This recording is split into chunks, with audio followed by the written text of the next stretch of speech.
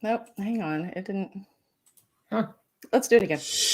Welcome to Dead Folks Tales, a New Orleans-centric podcast exploring Southern Gothic stories, history, and hauntings. With your host, paranormal and fantasy author, Nola Nash. Find out more at nolanash.com. Now, let's talk about dead people.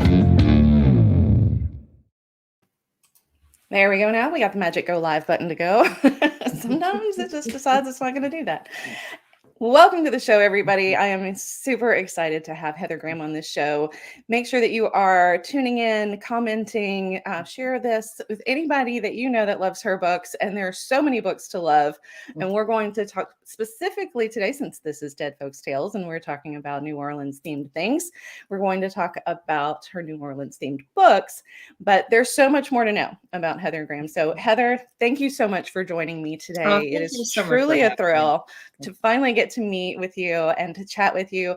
Tell the folks a little bit about you, about your work, how you take your coffee, whatever.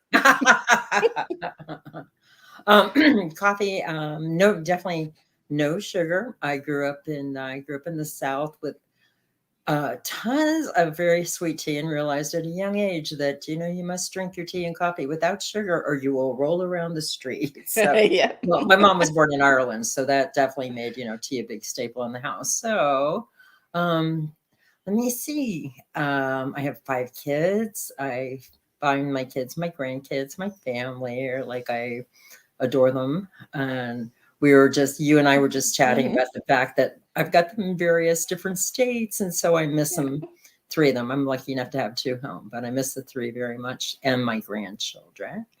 Let me see what else.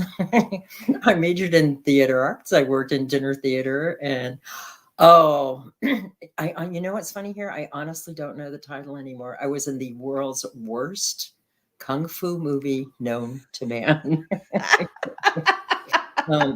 I did. That's a claim to fame right there. Yeah, we made some good money on it because every time the hero did a flip, he lost his toupee. So they, had to keep us all on set. So we actually made some pretty good money because of that. However, I don't remember the title. And all right, your job when we're done here, your job is to figure out what the name of that movie is, so I can go and watch that, because now I want to envision the toupee flying off. Because that's just hilarious. No. I'm hoping before anybody saved any of that, Yeah. Trust me. I'm grateful that I was young in the, pre-social media age. So many reasons why that's a good thing. Oh, yes. Oh my goodness. So I loved, and to this day I adore theater. Oh, and at all our conventions, we usually put on like a mystery dinner theater, and people can win Amazon gift cards and things like that. That's fun. Who did it. So it will always be a love of mine. I'd love to go any city. I go to the live shows that I can. And, once you love it, you love it. So I was a theater kid. I was raised in community theater, and I didn't major in it. I majored in English and history, go figure with what I write, but I was always involved in theater. And then later on, as a teacher, I was co-directing our school plays and musicals. That's and living fun. Vicariously through our students. Yeah. But you're exactly right. I mean, it gets you, and it doesn't let you go. Oh yeah. But I mean, it's wonderful because you can always find it. Mm-hmm. There is we have some great theaters down here. So definitely it's something that you get to keep up, but we also, we have something. I am the slush pile, and slush pile came from, a manuscript that's not asked for goes on the slush pile, but we're also considered, we are called the slush pile players, depending. Charlene Harris has been a slush pile player, and we get all kinds of people involved in doing things. Daniel Palmer. And we have the slush pile band, and David Morrell, who wrote the Rocky series, has been in the band. Yeah, it is so much fun. I see Daniel Palmer got great harmonica, great guitar, great everything. It's amazing how many authors came from theater, which is a theater or music background, which is fun for me because also a lot of my friends, I feel like I'm asking them a lot more questions because they're with law enforcement, they're with forensic departments, and it's like, actually, you all know something really useful.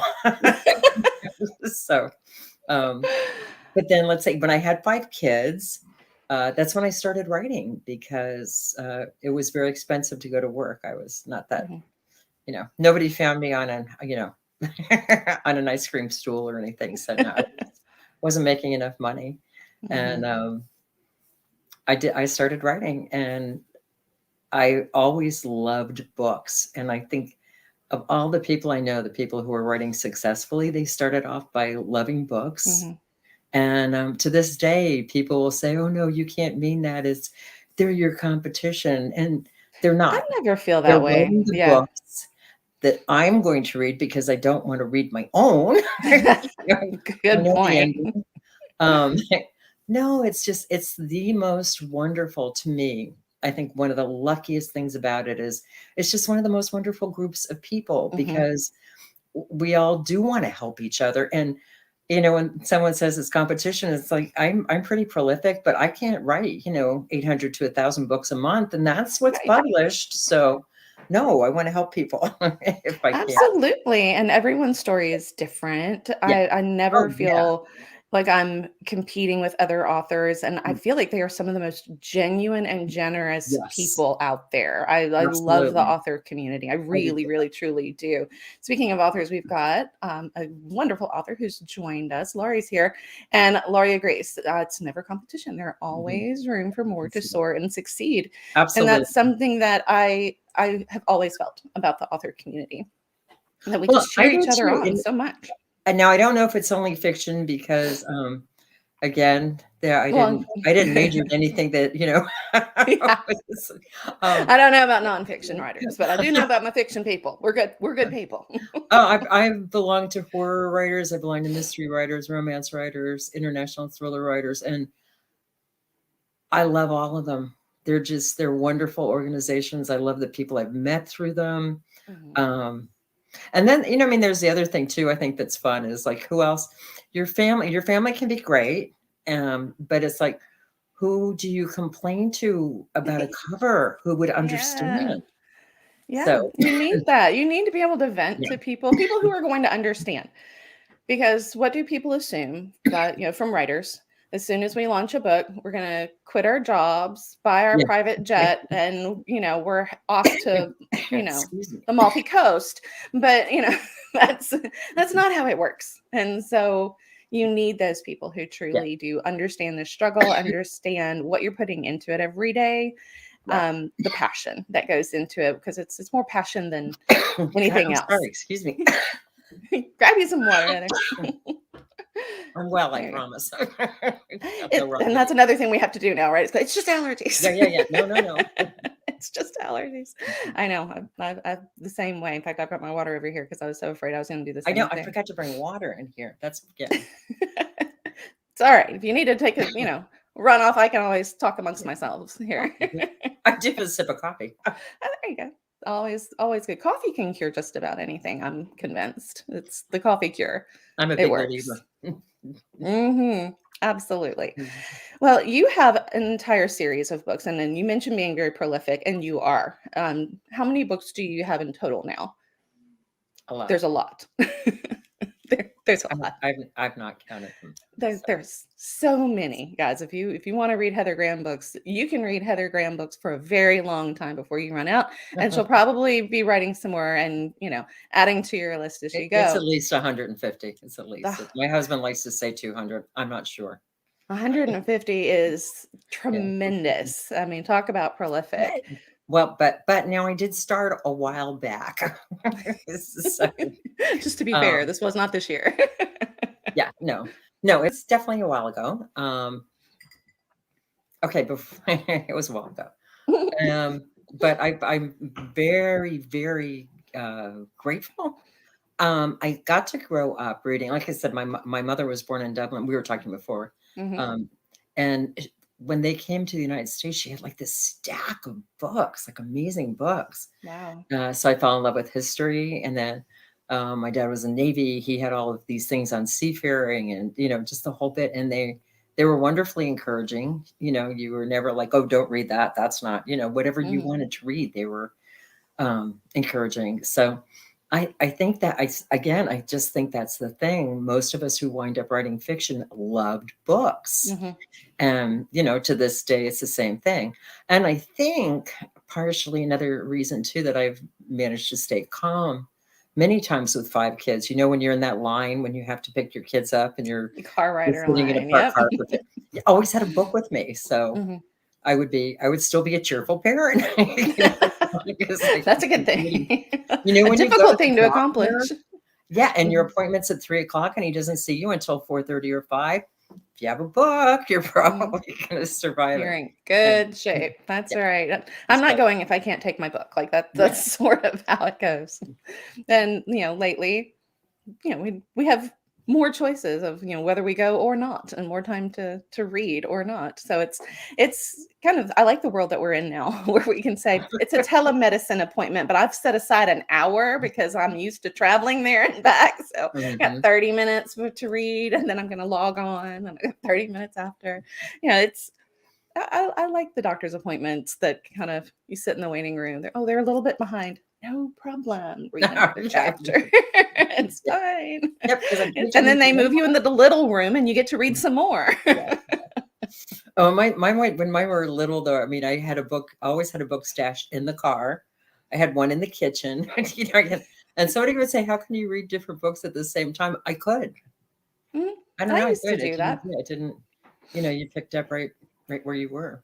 But I did that more when I was younger. I don't know that I can do it as much now. I think I get a little too scatterbrained now. I try it as much now, but now I'm definitely not sitting in line waiting to pick somebody up. So maybe that's it. We just don't have the reason to do it anymore. Our kids are too old for that. Still usually have one stuffed in a car somewhere, because you never do know what's going to happen. But because of them, I think one of the things I'm super grateful for is, like I said, I belong to everything. I have covered my bases, but I love everything. So I've written a vampire series. I've written, and one of my favorite things I did was called Cafferty and Quinn, which takes place in New Orleans, and it's about a curio shop where the young woman who is going to wind up owning it had no idea what her father really did until he passed away. And then she got to find out what was really in the basement.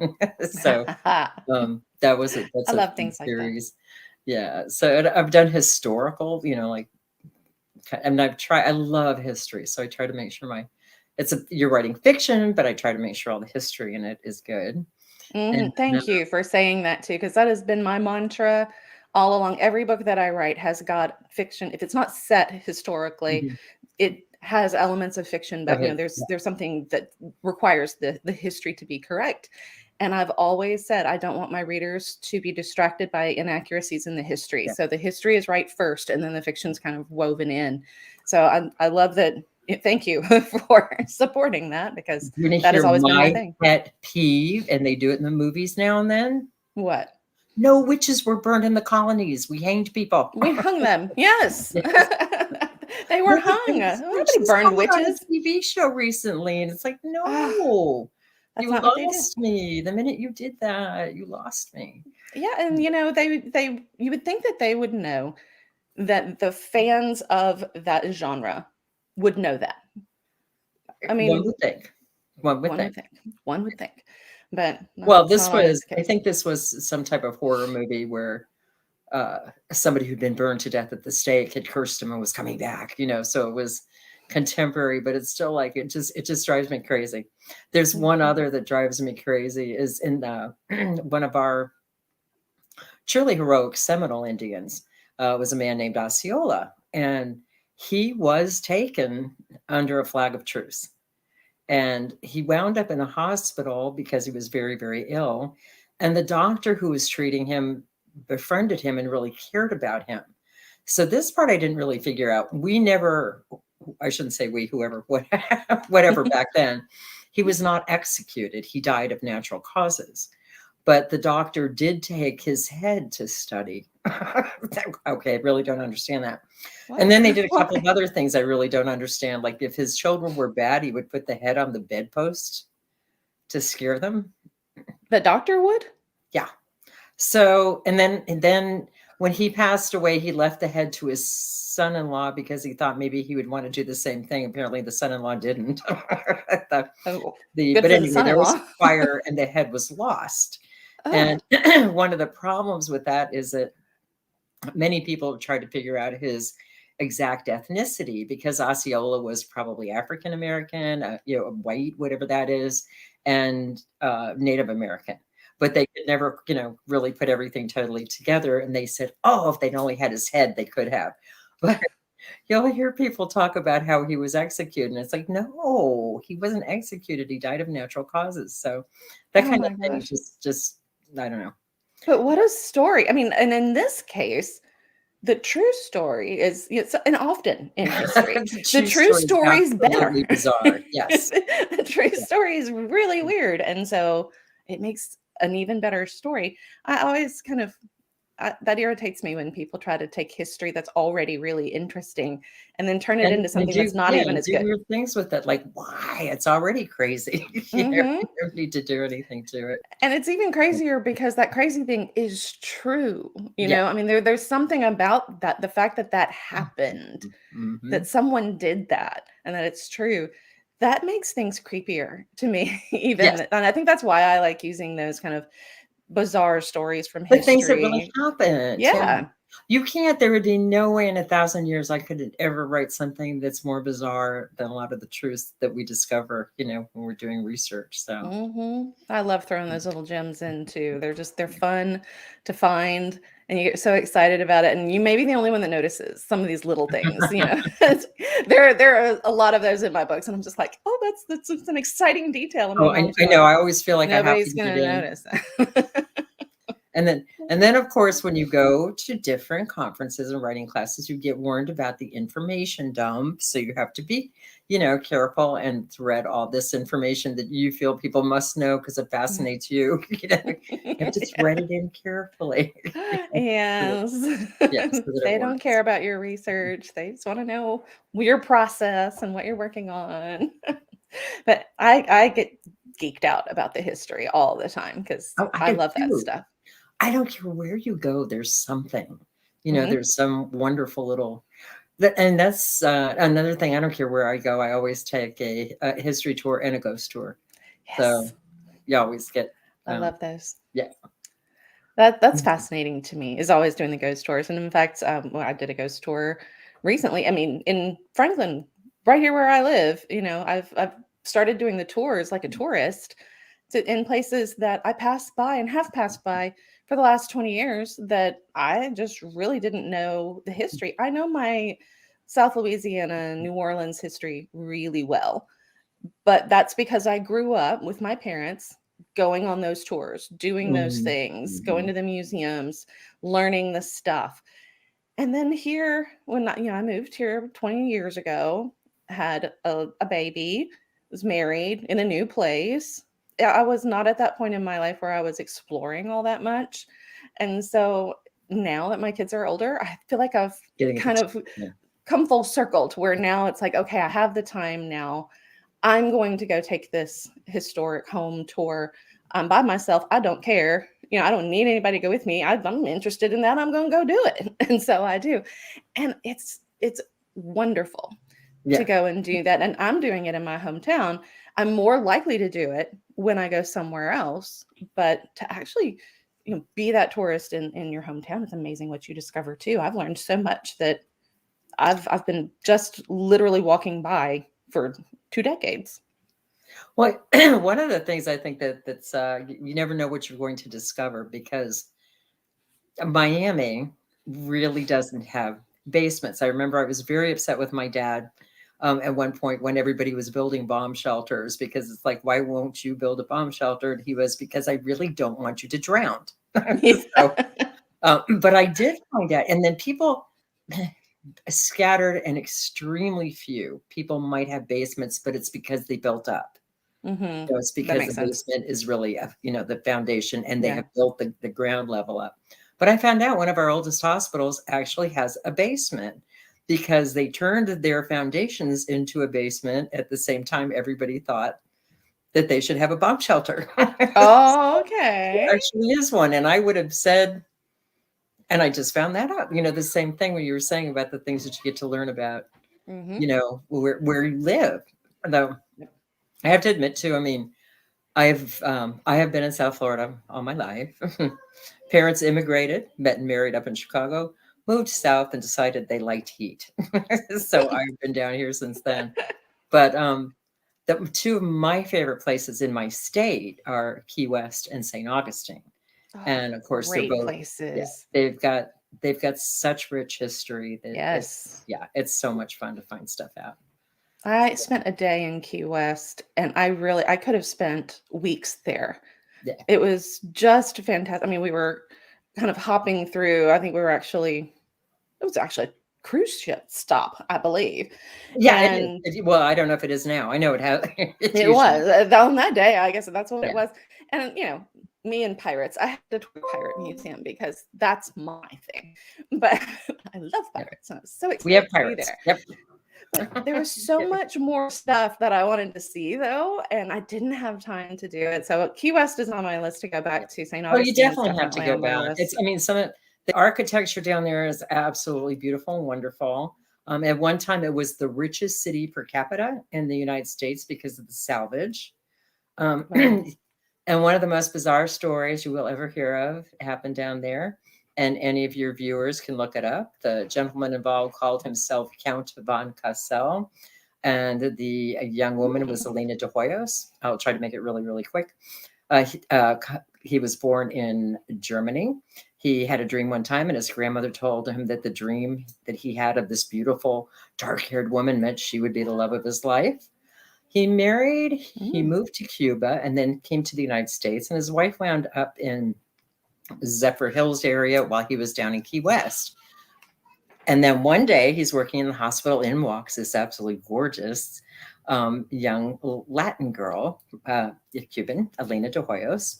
And he just thought that was it. However, she was married, but that didn't matter because when she was diagnosed with tuberculosis, he was out the door real quick. So this older gentleman, you have to look at the pictures because he was really pretty creepy looking and she was a gorgeous 20. But he was madly in love with her. I think I might know where the story. I might know where the story is going. You might know where it's going. Tell it. Okay, so I might be wrong, but I think. I'll bet you do. He treats her, but she has tuberculosis. She eventually dies.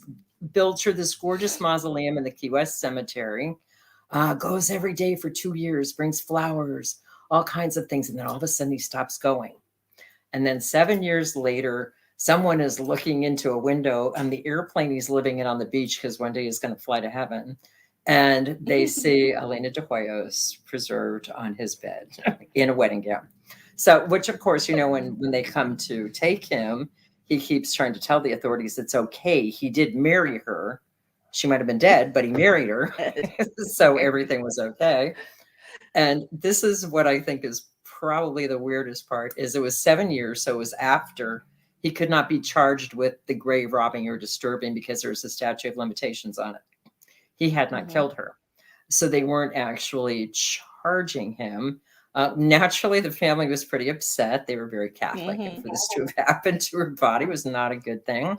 There were rumors too that, and he asked to keep her for a few days. And during those few days, he created this effigy of her. And one of the stories goes that, he gave the effigy to the medical examiner and kept the real body. Kept her. I don't think that part's true because even in Key West, we have pretty good medical examiners. But the one that was funny that I thought, psychiatrists that he saw deemed him sane. And there were magazine articles across the country about the great romance. They did not write at that time about the fact that he had preserved her, with piano wire, mortician's wax, and things like that, and made her his wife in every way. Yeah, they didn't write that kind of stuff back then. But No. then he ran out of Key West. The beautiful mausoleum blew up, but nobody cared just so long as he got out of there. So he left. He went up to Zephyr Hills, where another weird thing happened. His wife did not move in with him, but she helped him. And so he got a home, and the story goes that he would sell his story for a quarter, write his memoirs and sell his story. And that eventually he was found in a coffin with the effigy of Elena de Hoyos. Or was it really Elena de Hoyos? I don't think so. I don't think so either. I don't think you need to know that story. Yeah, the only reason I know that story is because I taught 8th grade English, and one of the short stories I taught, a landlady. And in the landlady, she's embalming her guests. And she keeps them on the 3rd floor, and no one's allowed on the 3rd floor. And when you're teaching 8th graders, then but why did she keep these young men? Like, she was real particular about the young men, and she's this middle-aged woman. And it's like, how do I tell you what the author did? It's like, I'm your teacher, and I'm just going to have you ask your parents that question. Why would a middle-aged woman keep the very well-preserved bodies of handsome young men on her 3rd floor? So we were drawing parallels between that story, and there's there was a guy, I don't know if he's in the Ukraine, somewhere in Eastern Europe, that he made dolls out of dead bodies and kept them all over his house. And so all these preserving of these bodies. So we had several of these stories that we were comparing, because they were going, people don't do that. Like, this is so far-fetched. Like, what was Roald Dahl thinking? And this is, first of all, Roald Dahl wrote that story, The Landlady. Charlie and the Chocolate Factory and The Landlady don't really seem to go together, but great story, great writing, cliffhanger. Oh, love it. But they were like, no, real people don't do this. Like, that's just so far-fetched. Like, really? No. And so I'd forgotten the man's name. I'd forgotten their names. So once you started getting into it, I was like, I'm that's blanking on his real name right now, which I can't believe. Carl. Oh God, I can't. But if anybody wants to see more about it, if you look up Count von Cassell, Cosel, or Elena Elena de Hoyos, Hoyos. It's truly bizarre reading, but there's and this one's really tragic, a more recent one. Right at the year after Katrina, a young man who was, lived in New Orleans, lived in the French Quarter, had lots of friends there, was known to be just a super nice guy. Along with his girlfriend, who was a super nice, young girl. You know this one too. I know this one. Tell this one. Okay, you're a better storyteller than me. Tell this one. He was horrible, sad, found dead. He jumped off the roof of the Omni Hotel, and when the police went into his pocket, they found his suicide note, which sent them to his apartment to find his girlfriend, and he had choked her to death. And then spent about a week with the body, cut off her head. The police found it in a pot on the stove, found her torso in the refrigerator, and various pieces about. And no one could figure out what caused this man, to do this. Now, a lot of people believed that the ghosts of New Orleans went crazy after the storm and were possessing people. I don't. He'd been in Iraq, and then they stayed there during the storm. So I have more of a tendency to believe the doctors who are talking about PTSD, that this fellow finally just, cracked under all that he had seen and been through. So, but I still find it. I'm trying to figure out why her head was in a pot on the stove. I was like, why? What? I mean, he hit that story. It is truly tragic, and they will tell you. They tell you that story on some of the tours and things as well, and it is really, really tragic what happened, because they were well known. Both of them were very well known, friendly. People liked them. They tended to be really good to other people.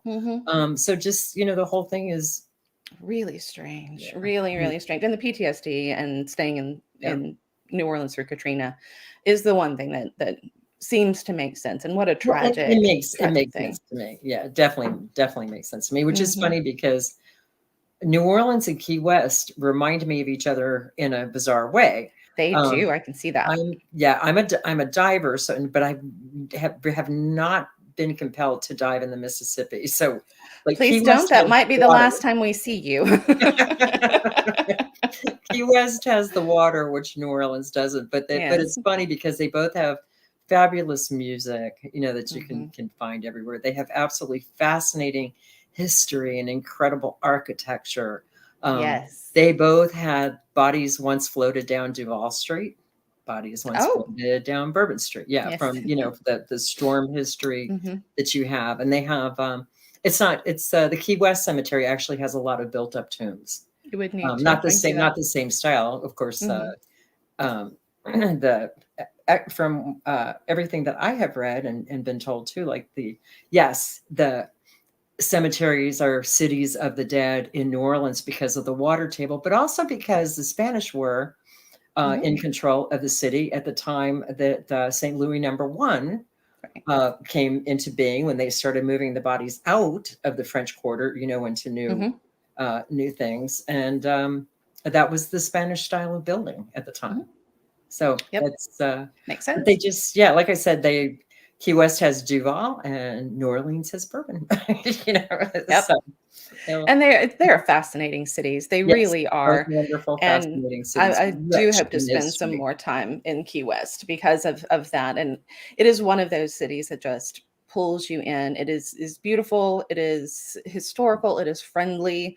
There's great food. Oh, yeah. And I mean, there's so many great reasons to go to Key West. And I do hope to get back down there. And I always figured the Keys are your reward for living in South Florida. I can actually I can go with that. That makes perfect sense to me. Makes perfect sense. Now, your series that is set in New Orleans, tell everyone the title of that. The series is not all set in New Orleans. They're called the Krewe, Krewe of Hunters, because they were founded in New Orleans. Actually, this last year, all the books, there's 3 that come out each year. And this last year, all of them take place in New Orleans with, various things. I can't remember my titles, of course. The last one's The Unknown, and then I think there's The Unforgiven. And I can't remember the first one, but also anybody who wants to go to my website for holidays, when I can, I do short stories, and they're available on Amazon for 99 cents because I can't figure out how to do them free. And then they go out to my mailing list, and they're available on the website. So one of my favorite, we'll have one coming out tomorrow, I believe, but one of my favorite that I've done is based on a family member, and it's called Jack with a Lantern, and it's available up there. That was my Halloween story this year, and it takes place in New Orleans too. So Thanksgiving will take place in New Orleans. Yeah. Excellent. So great New Orleans stories, and we've got lots of folks who are joining us. Pam is here. Thank you. Thanks for joining us, Pam. Lots of friends tuning in, lots of fans of your work, and I'm just a fan of you. I have thoroughly enjoyed just sitting here and getting to chat with you, tell stories with you.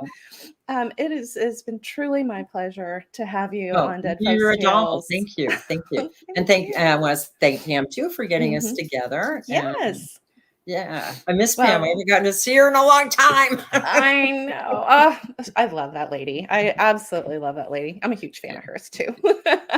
Yeah, well, we have a strange history too. I met her years and years ago, having nothing to do with writing. That is a strange history when it comes to Pam. She is all things books all the time. Yes, and she is. Her cats, her fabulous cats. Gotta love that. Yeah. Pam Stack, our executive producer, she's an amazing person. Yes. I mean, she's a very giving person, and she loves to connect authors and readers to authors. So we are very lucky as authors to have those advocates for us out there in the world who are doing those great things. And I'm blessed to know many of them, Pam Stack included in that. And I hope that we get to hang out at some of these festivals that are actually coming up, conferences that are going to be happening. Let's hope that they're going to be happening. I believe they are. Like I said, I honest to God believe that we are going to move forward in 2022.